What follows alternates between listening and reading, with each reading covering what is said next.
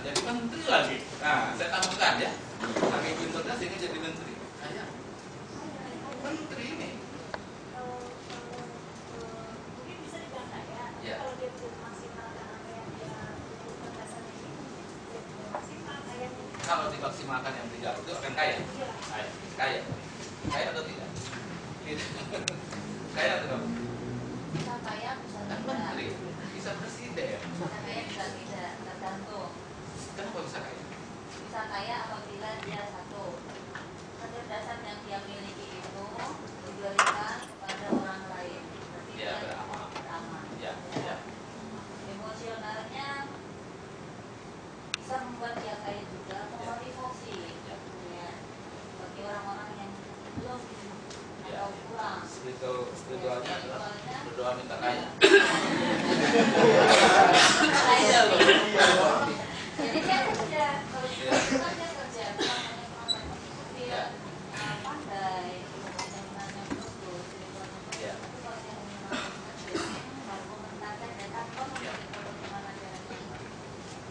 Ya. Jadi begini, sebetulnya ini kalau dikatakan kaya kemungkinan tidak jawaban saya. Kemungkinan tidak orang itu maksudnya. Ada yang kurang apa? Financial quotient, FQ. Jadi kalau saya tambahkan Q, EQ, SQ plus FQ, financial quotient, kecerdasan keuangan. Nah, saya balik sekarang kalau kecerdasan keuangan dimiliki oleh kita, saya kira yang 3 itu menjadi pendukung. Nah, kemudian siapakah contohnya? Nah, saya tidak pakai lagi Pak Sultan Baharudin, dia adalah pengusaha, dan maka beliau adalah kaya. Pak Bahar itu 4 kemampuannya. Jadi ini benar kejadian di kita ini adalah Pak Bahar itu adalah dokter emosional. Kalau saya ditanya, silakan ibu. Kalau dia spiritualnya nggak usah. Dia adalah financial quotient, kecerdasan keuangannya tidak diragukan. Dia kembangkan untuk bisnis perekonomian dari mulai kecil sampai sekarang sudah omset 2 miliar. Ini siklus per bulan yang isinya punya mitra dengan iya, itu cukup besar. Saya yakin karena Pak Bahar tidak hanya 3 tetapi dia tambah 1 financial quotient, kecerdasan pengaturan keuangan. Urusan kaya itu adalah urusan yaitu financial quotient. Kita belajar di situ supaya kaya dan bahagia dunia dan akhirat. Ya, lanjut. Nah, di sini ada perbedaan antara orang biasa dengan orang kaya. Kalau orang biasa itu kerja untuk menghasilkan uang, begitu saja siklusnya.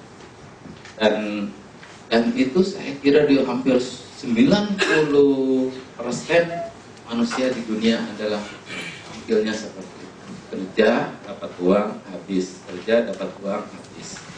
Saya nggak tahu ibu-ibu dari SMA, SMK begitu juga atau enggak. Mudah-mudahan yang bawah Bu, kalau bawah itu orang kaya. Orang kaya itu bedanya satu, ya beli aset baru dapat uang. Jadi kerja kan menghasilkan uang, itu uangnya tuh diinvestasikan, bisa beli emas, bisa nabung, bisa buka usaha kecil-kecilan, bisa nanti lari ke reksadana, lari ke investasi properti. Dari situ nanti akan mendapatkan uang. Nah, ini sudah masuk ke ternak uang yang tadi saya katakan. Nah, terserah Bapak Ibu, ini adalah pilihan. Ibu masuk kelompok orang kaya atau mau biasa-biasa saja, harus tahu rumusnya seperti itu. Kalau Ibu punya uang, ya, lalu habis, ya ujung-ujungnya adalah jadi orang biasa.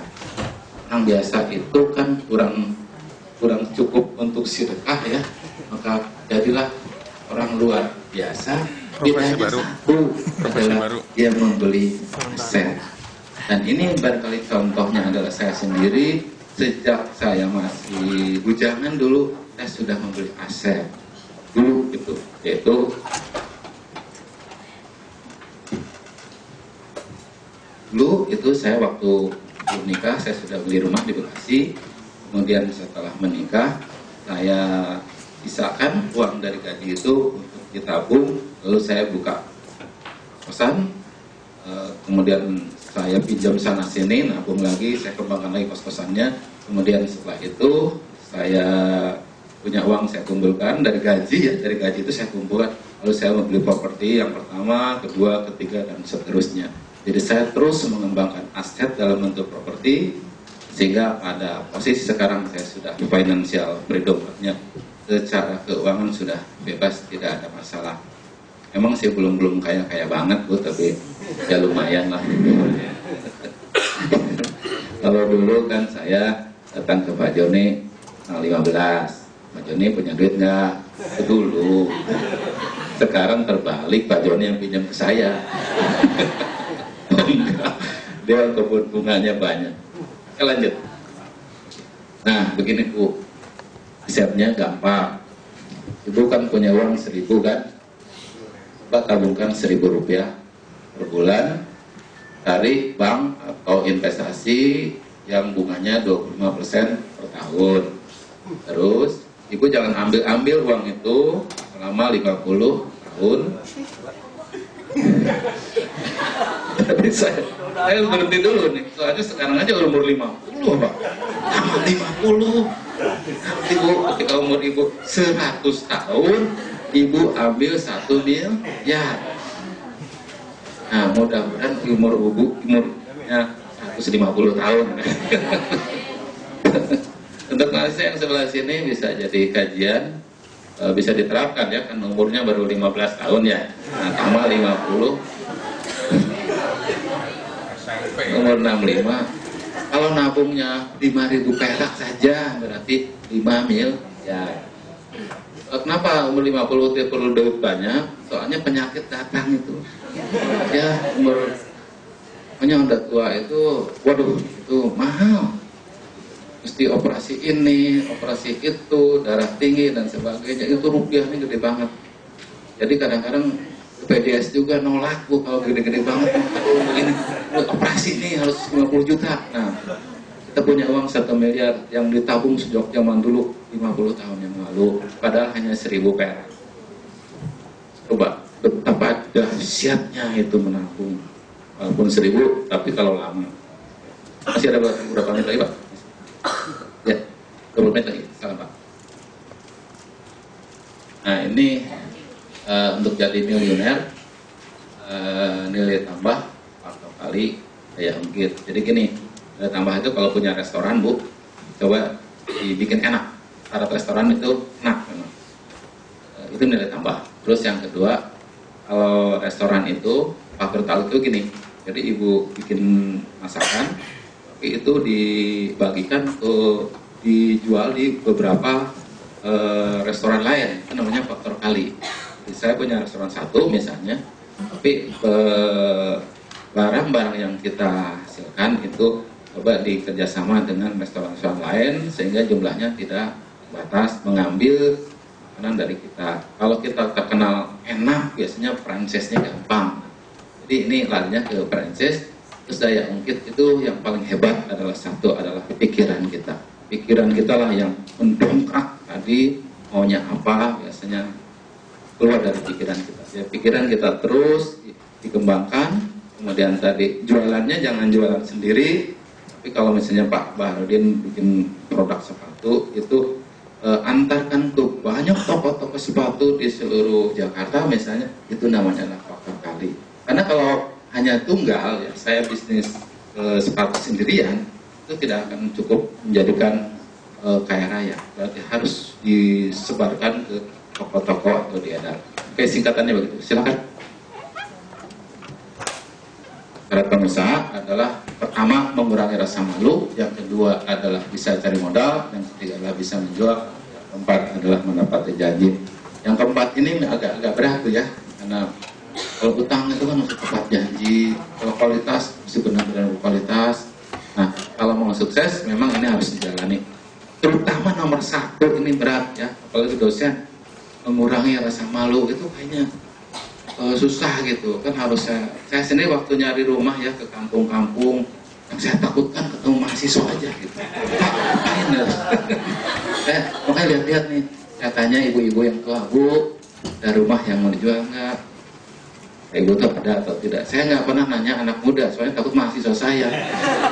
Bapak ngapain? Gang kecil becek pakai motor, coba. Wah, satu perasaan saya di situ. Tapi saya bilang, pun kata saya, nggak apa-apa lah, nanti jadi juragan rumah. Karena saya harus menurunkan rasa malu saya sebagai dosen. Gelar-gelar saya lupakan gitu ya. Status di kelas saya lupakan. Ya mungkin begini ya. Siswa saya mungkin ketemu ya. Tapi untungnya saya nggak kenal gitu. Baru kenal kan saya balik lagi tuh. Mundur lagi. Saya sering lalu lalang gitu lagi nyari rumah ya. Nanya-nanya. Tuh ya mungkin ada kali mahasiswa karena saya sudah ribuan aja. Untungnya saya nggak kenal gitu. Jadi saya perasaan kayak bukan mahasiswa aja, berat banget ya malunya. Tapi nggak apa-apa lah, kalau untuk menjadi kaya sih itu pengorbanan saya. Satu mengurangi rasa malu. Kita siap semua untuk mengurangi rasa malu? Ya. Siap ya. Itu adalah langkah awal. Next. Tujuan bisnis apa? Ya, harus cek dulu nih. Pak Rudin, tujuan bisnis apa? Pada keuntungan ya. Pak Wadi. Ibadah, bagus. Siapa tadi Ibu? Tujuan bisnis apa? Keuntungan. Iya, mau apa lagi orang bisnis mau nyari keuntungan? Dia mau rugi apa?